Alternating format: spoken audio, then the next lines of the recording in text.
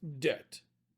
Not the financial kind where you owe stuff on your credit cards. We're going to talk about the debt that leaders accrue when they make decisions that don't necessarily account about the future impacts of those decisions. We're going to talk about what you can do to try to improve the decisions that you make, reduce the amount of future debt that you may accrue. Today on the Practicing Leader podcast, we're going to talk about exactly that.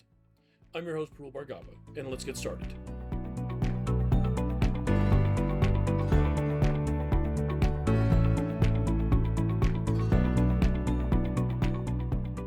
When we talk about debt, we talk about those future things that we make a decision about today that might have an impact on how much work you might have to do in the future.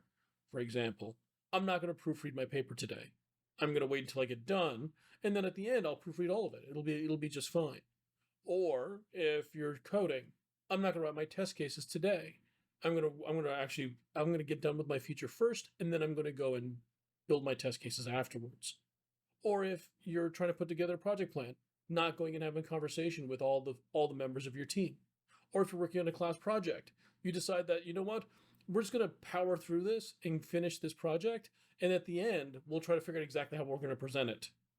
These are all small decisions that we make on a day-to-day basis while we're doing the work that have an impact on how much work will accrue for the end of the actual project or end of the actual product that we're attempting to build.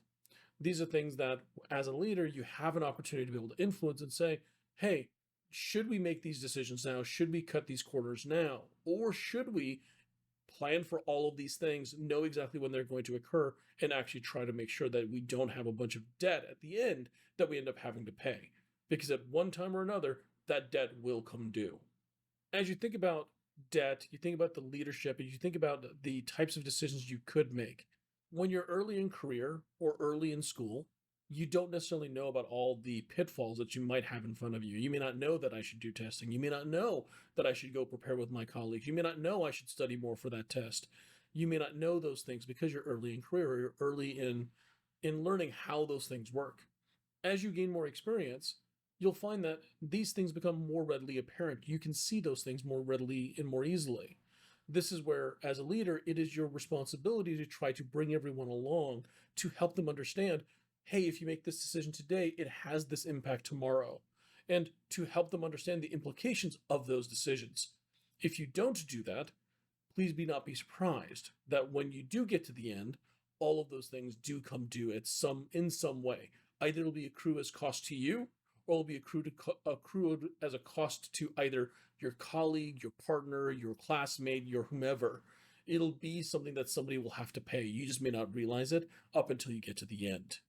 I think back when I was earlier on in my career and I was starting off coding, working in a small startup, and we were constantly behind in trying to deliver against our schedules.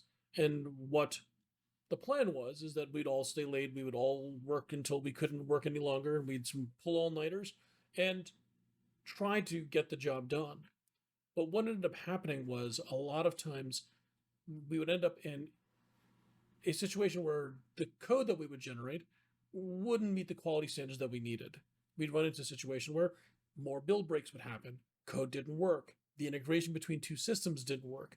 One piece of code worked where the other one didn't, and then vice versa, and it switched back and forth. When we found that we were ending up staying up late in that, it might have been better for us to call it quits that evening and come back fresh the next day. There are many ways you can look at technical debt and ways to avoid having it in the first place.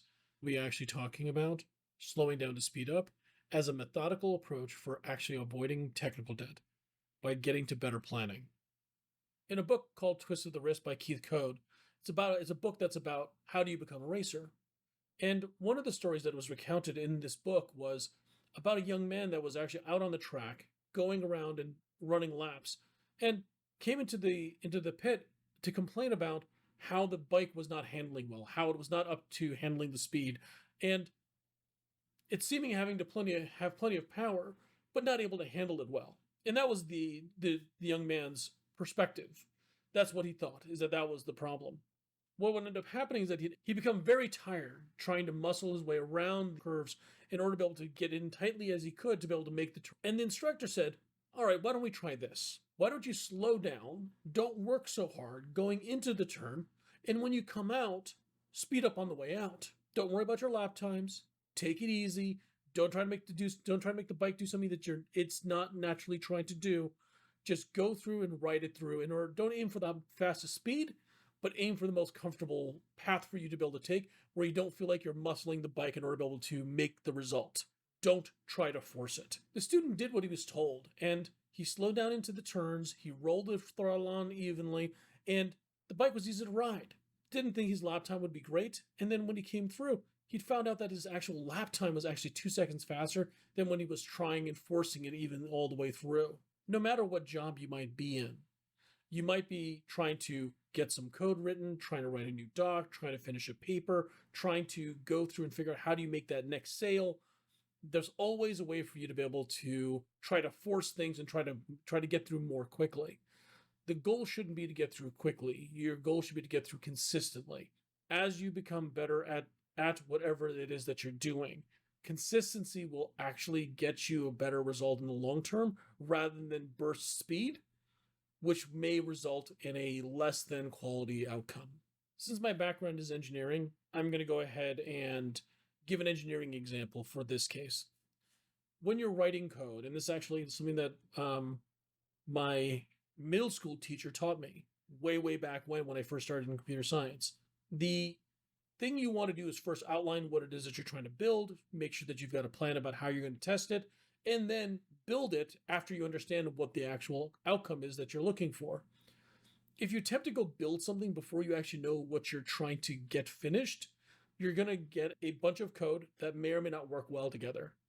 And when you think about the activities that we need to do, let's write out a plan. Let's figure out exactly what we're going to do. Let's make sure the code is commented. Let's make sure we've got good test cases in place. Let's make sure the tests run and actually are successful. Let's make sure it builds and builds well and make sure that I can deploy it and do so consistently and have an easy way to be able to manage it in the long term. I could probably just ship something really quickly, but that doesn't necessarily meet the outcome that I'm looking for, which is something that is sustainable and maintainable in the long term. So the same way, when you think about any sort of process that you're looking through, how you write a paper, how you write a document, how you actually build a project plan, whatever the case might be, being methodical about it is going to yield you a much better result. That investment of a little time up front, that little bit of preparation, that little bit of planning, that little bit of making sure you understand exactly what outcome you're looking for and outlining it completely is going to yield you the best result you could get. If you try to go quickly and say, you know what, that planning stuff, don't really need it, what often happens is you get surprised by things that you didn't anticipate. When you think about trying to go quickly, consider some of the risks that you can stumble into, whether it be a result of poor quality because you move too quickly or because you maybe have not got enough rest, whether it be because of miscommunication and maybe you're moving quickly, maybe your peer is not moving as quickly. These are things that can actually have an impact. If you're building one thing and they're building something else, that's something that's going to cause friction in the long term. Scope creep or more work getting inserted into the project than you initially anticipated, where you started off with something small and achievable, but now it's something suddenly is becoming bigger and bigger and more difficult to complete. One of the things that could be a consideration is burnout. If everyone's working long hours, everyone's trying to go meet the goal, everyone's trying to spend all their time in trying to complete the project, and you run into a situation where now everyone is now running out of energy, running out of time, not able to finish, and then feeling a little bit demoralized by not being able to complete based upon the timelines that they may have set. Next one's missed deadlines. If you consider that you're trying to push something through, even though you may or may not have sufficient time to be able to finish, likelihood is that you're going to have missed expectations or missed deadlines. And this all together generates an increased risk to the actual overall project that you're trying to help be successful. So be thoughtful when you're going through and you're doing these things. Make sure you're having really great conversations with either your manager, your customers, or whomever you're speaking with to be able to make sure that they understand the outcome that you both want is, I want to be able to help deliver something for you, but I want to make sure that it gets the quality that you need and that you want at the other side. If you get something at the other side, but it doesn't meet the quality bar that you're looking for, you're going to run into the case where a customer or a partner team is not going to feel good about the result that you produced. and you're going to have a damaged relationship as a result.